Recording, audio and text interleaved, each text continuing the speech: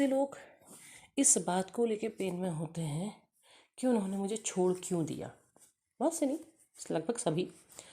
शुरुआत के दौर पे भी यही रहता है कि आखिर क्यों छोड़ के चले गए, और एक ही चीज़ रहती है और यही चीज़ बार बार तकलीफ़ देती है। हर कोई यही कहता है ना कि तकलीफ़ क्यों कम नहीं हो रही है।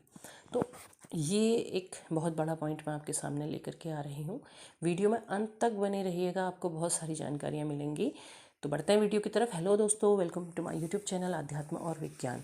आप पेन में है कि आखिर क्यों कम नहीं हो रहा है। आपके दिमाग में ये प्रश्न होता है, आखिर क्यों मुझे छोड़ दिया, ऐसा मैंने क्या किया जो छोड़ के चले गए। तो एक बहुत बड़ा कारण होता है, एक हमारे अंदर अंदर छुपा हुआ, कहते हैं ना, आपके हिडन थॉट्स, आपकी शैडो साइड। आपने बहुत सारे वीडियोस में सुना होगा। तो ये उसी पर बात हो रही है। एक आदत होती है हम अपनी लाइफ में, बचपन से एक आदत होती है जीतने की, आगे निकलने की। भले ही हम किसी भी पोजीशन में निकले, बस ये होती है कि आगे निकलने की।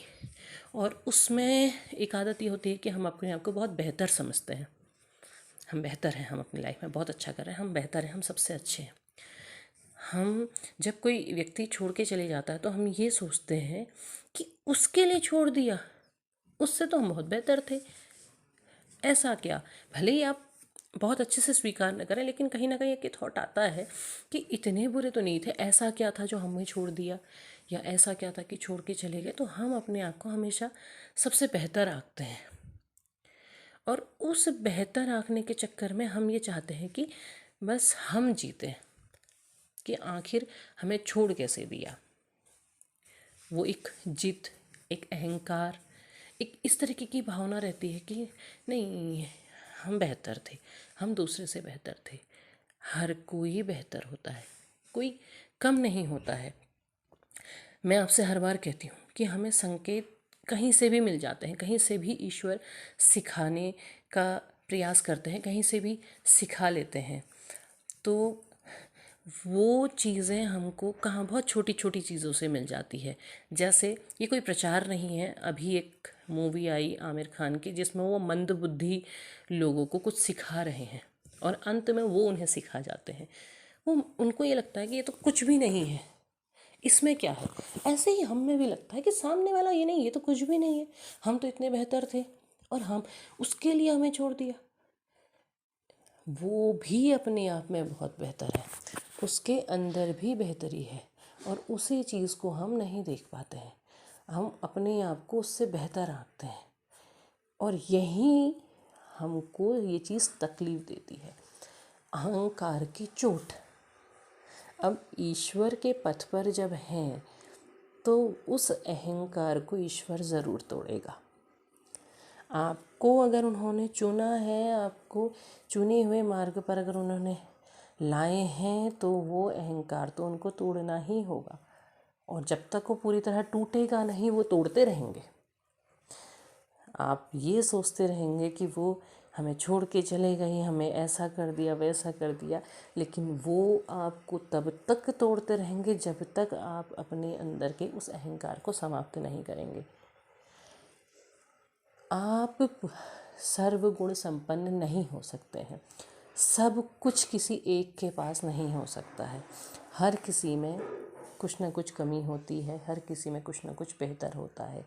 आप बाहरी आवरण को देख रहे हैं, हो सकता है सामने वाला अंदर से आपसे ज़्यादा बेहतर है, तो उस चीज़ को आपको स्वीकार करना चाहिए। इसके लिए छोड़ दे नहीं, इसका मतलब आपके अंदर कुछ ना कुछ कमी थी, आपको उसे स्वीकार करना है। आप ईश्वर के मार्ग में जब जा रहे हैं तो आपको वो चीज़ें अपने अंदर की ख़त्म करनी है, और वो करवाएगा, वो करवाएगा। वो आपको तब तक तोड़ेगा, तब तक तकलीफ़ देगा, जब तक कि आप इस बात को स्वीकार नहीं करेंगे कि आप सब कुछ नहीं हैं। और सबसे बड़ी बात, वो जो जीतने की आदत है, उस चीज़ को वो ख़त्म करेंगे। क्योंकि ईश्वर के मार्ग में जब हम होते हैं तो कोई हार या जीत नहीं होती है, कोई फर्स्ट या सेकंड नहीं होता है, बस उस मार्ग के राही हैं। जब आपका समय आता है तब आप वहाँ पहुँचते हैं, जब वो चाहते हैं कि आप वहाँ पर पहुँचें तो तब आप पहुँचेंगे। वहाँ पर केवल ईश्वर जीतता है और कोई नहीं। वहाँ कोई हार जीत ही नहीं है। बहुत से लोग ऐसे भी होंगे जो खुद पर काम कर रहे होंगे, तो उनको ये लगता होगा कि चलो हम बहुत अच्छे से करेंगे, हम बहुत ज़्यादा करेंगे तो शायद हम सबसे पहले पूरा कर लेंगे। नहीं, वो भी नहीं, वो सब कुछ उसके ऊपर है, वहाँ केवल ईश्वर जीतेगा। आपकी तो हार और जीत है ही नहीं। जब हम उसके मार्ग में हैं तो वहाँ हार जीत है ही नहीं। वो एक बहुत अच्छा था कि हारता या जीतता कोई नहीं है। वो फर्स्ट नंबर पे जीते, हम सेकंड नंबर पे जीते। तो वो ही चीज़ कि वहाँ सिर्फ वो जीत रहा है। भाषा थोड़ा कठिन हो सकती है, समझने में थोड़ा समय लग सकता है, लेकिन अगर आप मन से इस वीडियो में जुड़ रहे हैं और मन से सुन रहे हैं तो ईश्वर आपको वो बात वहाँ समझाएगा, आपको अंदर से समझाएगा। आपके अंदर से वो प्रेरणा आएगी कि हाँ, ईश्वर के मार्ग में तो कोई जीत हार है ही नहीं। जिसने संन्यास ले लिया, सब कुछ छोड़ दिया, वो जीत गया? नहीं, ऐसा भी नहीं है। जो गृहस्थ है, जो दुनिया भर के माया जाल के बीच में है, शायद वो जीत गया। शायद वो जीत गया जिसने कोई प्रयास ही नहीं किया। शायद वो जीत गया जिसने थोड़ा प्रयास किया था। किसी को भी किसी भी रूप में ईश्वर अपने मार्ग पर ले जा सकता है, वहाँ हार जीत है ही नहीं। आपने बहुत सारे पुराने भक्तों की कहानी सुनी है और उसमें आपने देखा है कि एक प्रकांड विद्वान है, प्रकांड पंडित है जो प्रयास कर रहा था, और जीता कौन? वो अनपढ़ भक्त जिसे कुछ पता ही नहीं था।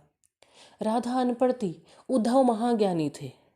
उन्हें लगता था कि मैं जीत गया, मैंने ईश्वर को प्राप्त कर लिया। राधा के पास गए तो उन्हें पता चला कि जीत तो कुछ होती ही नहीं है। वो अनपढ़ भक्त प्रेम करके जीत गई। तो यहाँ हार जीत है ही नहीं। बस ये है कि आप ईश्वर के मार्ग पर हैं तो बस आप उनके पीछे चलते चले जाइए।